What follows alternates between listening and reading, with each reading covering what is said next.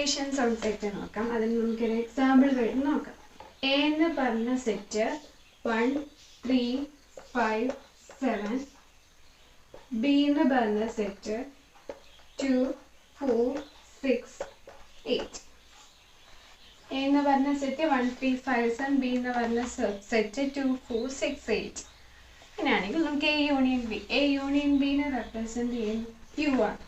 A union B എന്ന് പറയുന്നത് ഇങ്ങനെയാണ് റെപ്രസെന്റ് ചെയ്യുന്നത്. എ യൂണിയൻ ബി ഇങ്ങനെയാണ് റെപ്രസെന്റ് ചെയ്യുന്നത്. എ യൂണിയൻ ബി എഴുതുന്നത് എങ്ങനെയാണെന്ന് വെച്ചാൽ എയും ബിയും ഒന്നിച്ചാക്കി എഴുതുക. എയും ബിയും ഒന്നിച്ചാക്കി ഒരു സെറ്റ് ആക്കി എഴുതുക. അപ്പൊ എന്ത് വരും? എക്കകത്തുള്ള ഏതാ 1 3 5 7, ബിക്കകത്തുള്ള സെറ്റ് ഏതാ 2 4 6 8. എ എന്ന് പറഞ്ഞ സെറ്റും ബി എന്ന് പറഞ്ഞ സെറ്റും ഒന്നിച്ചാക്കി എഴുതുന്നതാണ് എന്ത്? എ യൂണിയൻ ബി എന്ന് പറഞ്ഞത്. ബി എന്ന് പറഞ്ഞ സെറ്റ് എ എന്ന് പറഞ്ഞ സെറ്റും ബി എന്ന് പറഞ്ഞ സെറ്റും ഒന്നിച്ചാക്കി എഴുതുമ്പോഴാണ് നമുക്ക് എന്ത് കിട്ടുന്നത്? എ യൂണിയൻ ബി കിട്ടുന്നത്. എ കോംപ്ലിമെന്റ് നോക്കാം. എ കോംപ്ലിമെന്റ് റെപ്രസെന്റ് ചെയ്യുന്നത് ഇങ്ങനെ. ഇപ്പൊ എ ഡാഷ് എന്ന് പറഞ്ഞ അല്ലെങ്കിൽ എ കോംപ്ലിമെന്റ് എന്ന് പറയുന്നത് A dash or A raise to C എന്നായിരിക്കും കോംപ്ലിമെന്റിനെ റെപ്രസെന്റ് ചെയ്യുന്നത്. അതെന്ന് പറയുന്നത് നോക്കുന്നതിന് മുമ്പ് യൂണിവേഴ്സൽ സെറ്റ് എന്താണെന്ന് നോക്കാം. യൂണിവേഴ്സൽ സെറ്റ് എന്ന് പറഞ്ഞാൽ മെയിൻ സെറ്റിനെയാണ് നമ്മൾ യൂണിവേഴ്സൽ സെറ്റ് എന്ന് പറയുന്നത്. പോസിബിൾ ആയിട്ടുള്ള എല്ലാ എലമെന്റ്സും വരുന്ന സെറ്റിനെയാണ് നമ്മൾ യൂണിവേഴ്സൽ സെറ്റ് എന്ന് വിളിക്കുന്നത്. യൂണിവേഴ്സൽ സെറ്റിനെ റെപ്രസെന്റ് ചെയ്യുന്നത് ക്യാപിറ്റൽ യു യൂസ് ചെയ്തായിരിക്കും. ഇവിടുത്തെ യൂണിവേഴ്സൽ സെറ്റ് എന്ന് പറയുന്നത് നമുക്കിവിടെ യൂണിവേഴ്സൽ സെറ്റ് എന്ന് പറയുന്നത് 1 2 യൂണിവേഴ്സൽ സെറ്റ് എന്ന് പറഞ്ഞാൽ 1 2 3 4 എക്സെട്ര അപ് ടു 10 വരെ എടുക്കാം. 1 മുതൽ 10 വരെയുള്ള നാച്ചുറൽ നമ്പേഴ്സ് നമുക്ക് യൂണിവേഴ്സൽ സെറ്റ് ആയിട്ട് എടുത്തുകൊണ്ട് വെക്കുക. അപ്പം എ കോംപ്ലിമെന്റ് എന്ന് പറയുന്നത് എയിലില്ലാത്ത എല്ലാ എലമെന്റ്സും ഒന്ന്. എ കോംപ്ലിമെന്റ് എന്ന് പറഞ്ഞാൽ എയിലില്ലാത്ത എല്ലാ എലമെന്റ്സും പക്ഷെ അത് യൂണിവേഴ്സൽ സെറ്റിലുണ്ട്. അപ്പൊ ഇവിടെ എന്താണ്? എയിലുള്ളത് 1 3 5 7. അപ്പൊ 1 3 5 7 ഒഴികെയുള്ള ബാക്കി എല്ലാ എലമെന്റ്സും നമുക്ക് എഴുതാം എന്തായിട്ട്? എ കോംപ്ലിമെന്റ് ആയിട്ട്. അപ്പൊ എ കോംപ്ലിമെന്റ് എന്ന് പറയുന്നത് 1 ഓൾറെഡി ഉണ്ട്, മിച്ചം 2 3 ഉണ്ട്, 4 5 ഉണ്ട്, 6 7 ഉണ്ട്, 8 9 10. ഇതായിരിക്കും എന്ത്? എ കോംപ്ലിമെന്റ് എന്ന് പറയുന്നത്. നമുക്ക് ബി കോംപ്ലിമെന്റ് നോക്കാം. ബി കോംപ്ലിമെന്റ് എന്ന് പറയുമ്പോൾ എന്തായിരിക്കും? ബിയിലില്ലാത്ത എല്ലാ എലമെന്റ്സും, അതായത് 2 4 6 8 ഒഴികെയുള്ള എല്ലാ എലമെന്റ്സും. അതിപ്പോ ഏതൊക്കെയാ? 1 3 5 7 9 10. ബിയിലില്ലാത്ത എല്ലാ എലമെന്റ്സും യൂണിവേഴ്സൽ സെറ്റിലുണ്ട്. ബിയിലില്ലാത്ത എല്ലാ എലമെന്റ്സും എഴുതുന്നതാണ് എന്ത്? ബി കോംപ്ലിമെന്റ് എന്ന് പറയും. കോംപ്ലിമെന്റിനെ റെപ്രസെന്റ് ചെയ്യുന്നത് റേസ് ടു 1 എന്നല്ലെങ്കിൽ റേസ് ടു സി എന്നാണ്. അടുത്ത നമുക്ക് ഇന്റർസെക്ഷൻ നോക്കാം. ഇന്റർസെക്ഷൻ എന്ന് പറഞ്ഞാൽ രണ്ട് സെറ്റിന്റെ ഇന്റർസെക്ഷൻ എന്ന് പറഞ്ഞാൽ ആ രണ്ട് സെറ്റിന്റെയും കോമൺ ആയിട്ട് വരുന്ന എലമെന്റ് ആണ് ഇന്റർസെക്ഷൻ എന്ന് പറയുന്നത്. അപ്പൊ രണ്ട് സെറ്റിന്റെയും കോമൺ ആയിട്ട് വരുന്ന എലമെന്റ് ഏതാണ്? ഇവിടെ എ എന്ന് പറഞ്ഞ സെറ്റ് 1 3 5 7 10, ബി എന്ന് പറഞ്ഞ സെറ്റ് 2 4 6 8 10. രണ്ടിലും കൂടി കോമൺ ആയിട്ട് വരുന്ന എലമെന്റ് ഏതാ? 10 ആണ്. അപ്പൊ രണ്ടിലും കൂടി കോമൺ ആയിട്ട് വരുന്ന എലമെന്റ് 10 ആയതുകൊണ്ട് നമ്മുടെ എ ഇന്റർസെക്ഷൻ ബി എന്ന് പറയുന്നത് സെറ്റ് ഓഫ് 10 ആയിരിക്കും. അതായത് രണ്ടിലും കൂടെ കോമൺ ആയിട്ട് വരുന്ന എലമെന്റ്സ് എടുത്ത് എഴുതുന്നതാണ് ഇന്റർസെക്ഷൻ.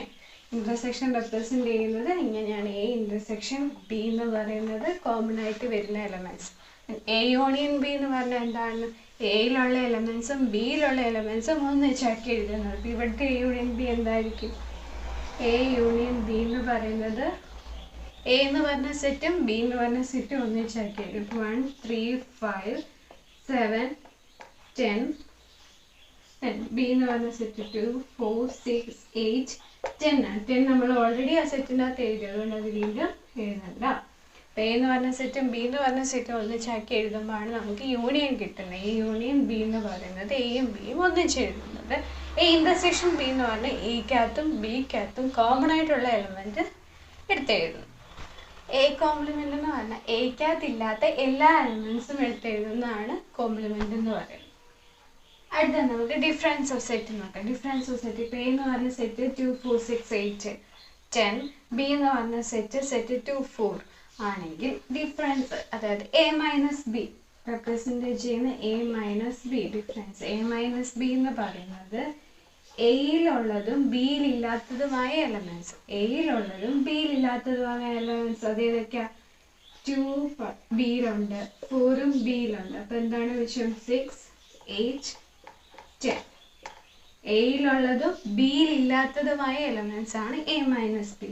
തിരിച്ച് ബി മൈനസ് എ നോക്കിയാലോ ബിയിലുള്ളതും എയിലില്ലാത്തതും ബിയിലുള്ളത് എന്നാ 2 ഉണ്ട് 4ഉം ഉണ്ട് പിന്നെ വെച്ച് വേറൊന്നുമില്ല. അപ്പോൾ എന്തായാലും സെറ്റാണ്.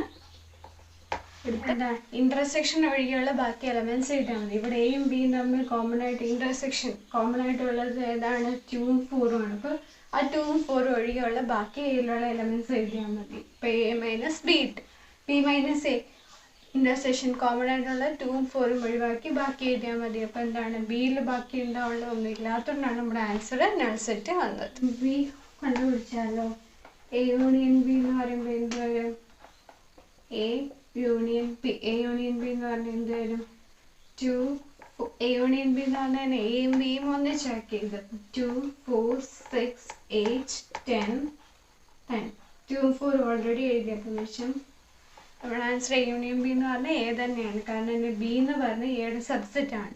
ബി എയുടെ സബ്സെറ്റ് ആയതുകൊണ്ട് നമുക്ക് എന്താണ് എ തന്നെയായിരിക്കും യൂണിയൻ എടുക്കുമ്പോൾ ആൻസർ കിട്ടുന്നത്. എ ഇന്റർസെക്ഷൻ ബി നോക്കിയാലോ കോമൺ ആയിട്ട് വരുന്ന ഏതാണ് 2 4. അപ്പം എ ബിയുടെ സബ്സെറ്റ് ആണ്. അപ്പം ഇന്റർസെക്ഷൻ എടുക്കുമ്പോൾ നമുക്ക് കിട്ടുന്നത് എന്തായിരിക്കും ബി എയുടെ സബ്സെറ്റ് ആണ്. അപ്പം നമുക്ക് ഇന്റർസെക്ഷൻ എടുക്കുമ്പോൾ കിട്ടുന്നത് എന്തായിരിക്കും ബി ആയിരിക്കും. അപ്പം ബി എന്ന് പറയുന്നത് എയുടെ സബ്സെറ്റ് ആണ്. അപ്പം എ യൂണിയൻ ബി എന്ന് പറയുന്നത് എ തന്നെയായിരിക്കും. എ ഇന്റർസെക്ഷൻ ബി എന്ന് പറയുന്നത് ബി ആയിരിക്കും. U equal to 1 2 3 4 5 6 7 8 and a equal to 2 6 8 and b equal to set of 2 4. u equal to 1 2 3 4 5 6 7 8 and a equal to set of 2 6 8 and set b equal to set of 2 4.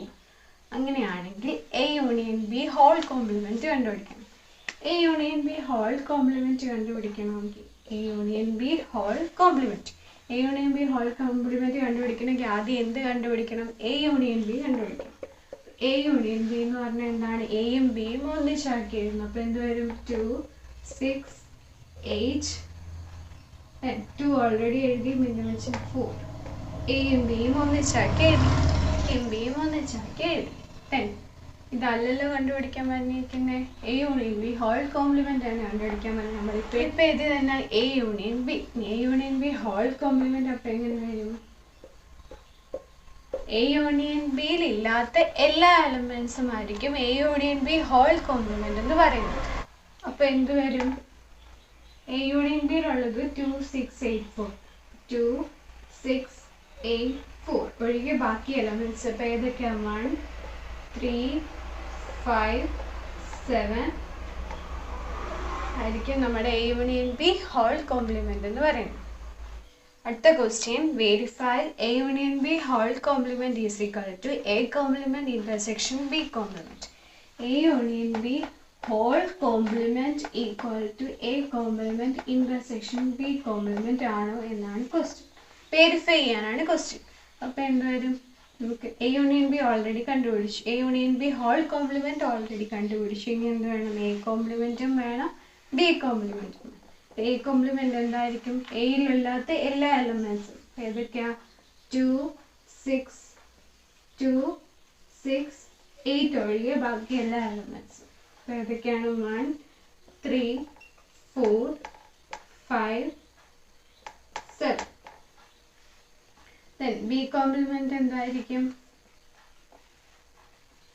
2 4 ഒഴികെയുള്ള ബാക്കി എല്ലാ elements. അപ്പോൾ അത് ഏതൊക്കെയാ 1 3 5 7 8. ഇനി എന്നാ കണ്ടുപിടിക്കേണ്ട A complement intersection B complement കണ്ടുപിടിക്കണം. A complement intersection B complement. Intersection എന്ന് പറയുമ്പോൾ എന്താണ് കോമൺ ആയിട്ടുള്ളത്? എ കോംപ്ലിമെന്റിലും ബി കോംപ്ലിമെന്റിലും കോമൺ ആയിട്ട് 1 ഉണ്ട്, 3 ഉണ്ട്, 4 ഇല്ല, 5 ഉണ്ട്, 7 ഉണ്ട്. 1 3 5 7. യൂണിയൻ ബി ഹോൾ കോംപ്ലിമെന്റ് എന്താണ്? 1 3 5 7 ആണ് കിട്ടിയത്. എ കോംപ്ലിമെന്റ് ഇന്റർസെക്ഷനും ബി കോംപ്ലിമെന്റ് എന്ന് പറയുന്നത് നമുക്ക് 1 3 5 7 ആണ് കിട്ടിയത്. അപ്പൊ എന്താണ് നമ്മൾ വെരിഫൈ ചെയ്തു? A union B whole complement എന്ന് പറയുന്നത് എ കോംപ്ലിമെന്റ് ഇന്റർസെക്ഷൻ ബി കോംപ്ലിമെന്റിനോട് ഈക്വൽ ആണ്.